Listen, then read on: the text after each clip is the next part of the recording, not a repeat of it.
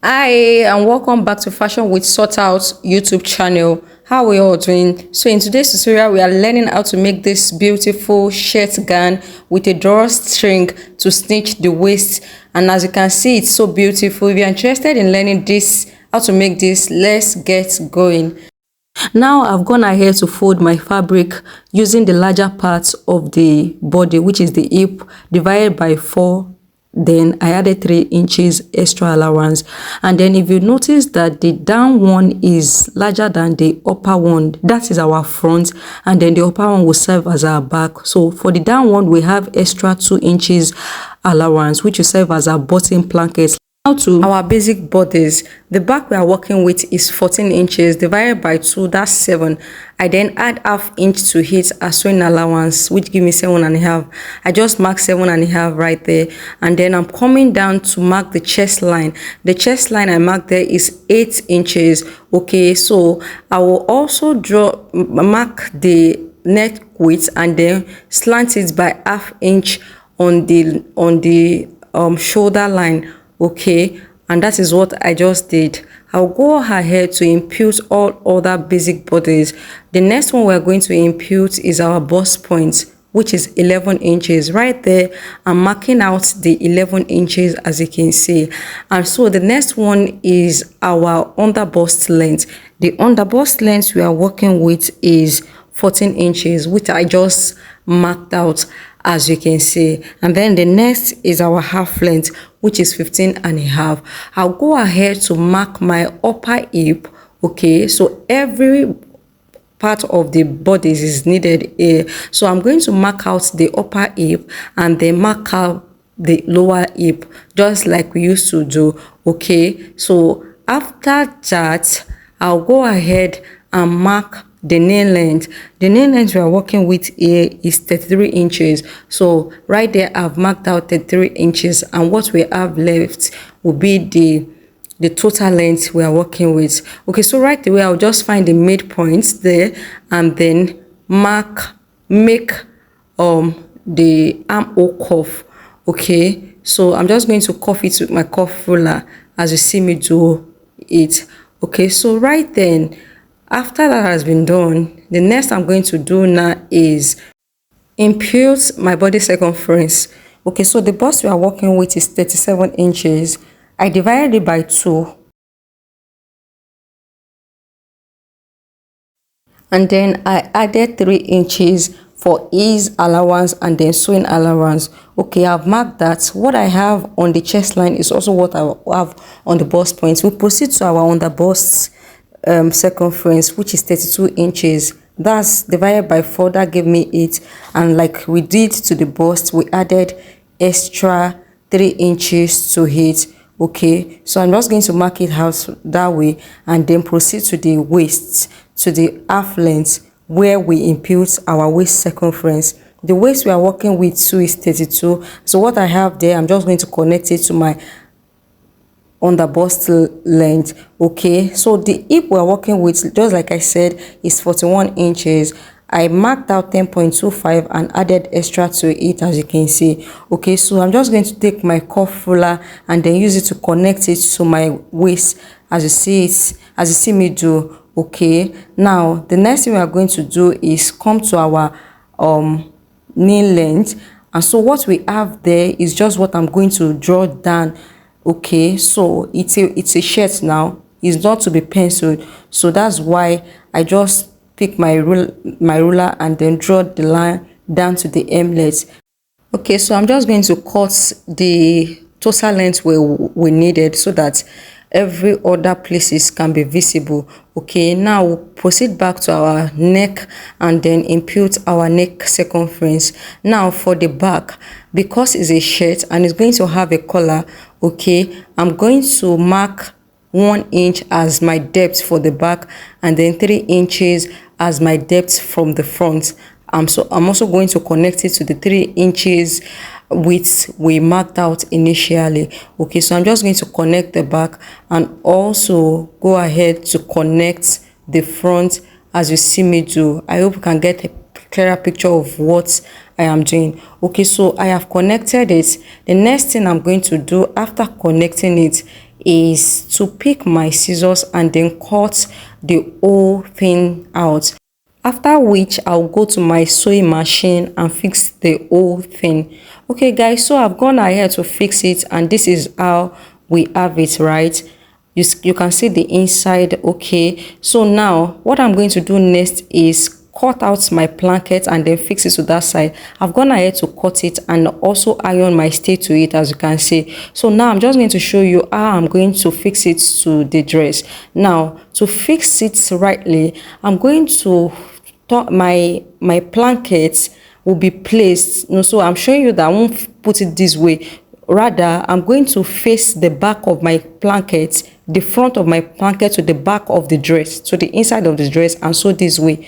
Okay, we'll proceed to our sleeves. I've gone ahead to fold my sleeves into two, as you can see. Okay, so I'm just going to come up to the cap of the fold and then mark out 4 inches inward, as you see. And then I'll also bring my tape rule the way I place it and then mark 4 inches.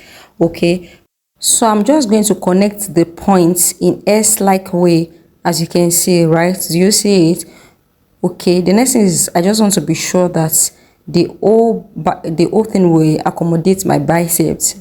Of course, I had excess, so I marked what I needed, and then I'm going to impute all other markings. Okay, maybe in my next tutorial I will show you properly how to cut a sleeve. Right away, I'll pick my scissors and then cut it out. Okay guys, I've cut it out. The next thing we are going to do now is divide the whole thing, because the sleeve has 3 flare. Okay, so I'll cut it into 3. So the first markings, as you can see, is 12 inches. Okay, and then what I have left is 10 inches. I'm just going to make a division into 2. Okay, so that is 5 inches and the other part is 5 inches.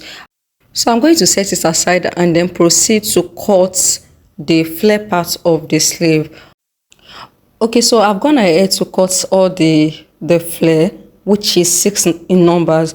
So now the length of each will be, okay, so the length on fold is 7 inches. So I'm just going to pick my tape rule now and place it on it and mark out 7 inches all the way round the sleeve. So as you can see, I'll mark out the 7 inches and then cut the whole thing out. Now the length of the peplum, I mean the flare sleeve, I want it to be 5 inches. So now I'm just going to take my ruler and then mark out 2 inches as radius there. Of course, if I have 2 inches as my radius there, marked out as my radius there, I will definitely have excess afterwards, which I'm going to pleat while sewing the sleeve. I go ahead to cut it, and after cutting it, this is what we have of the whole 6 peplum sleeve, the flesh part of the sleeve. Okay, so that is 3 for one, and then that is the other 3 for the other sleeve. Okay, so our main sleeve, I'm going to cut out the division and then show you how I'm going to join the flare part to it. So what I did first was to go ahead and join the first side, the last part of the cut. Do you see what I did? I will then pick one of the flare and then show you how to fix it. So do you see how I place my hand? I will insert it this way and then go ahead to sew it. Of course, like I said, I'm going to have a pleat. After joining it, this is where it is. Okay, I'll pick the second flare also and go ahead to fix it to the edge, the other side of the edge, and then pick the middle like you see and fix. Then this is the last flare. Okay, so this place is a bit tricky, so I'm going to show you how to fix it.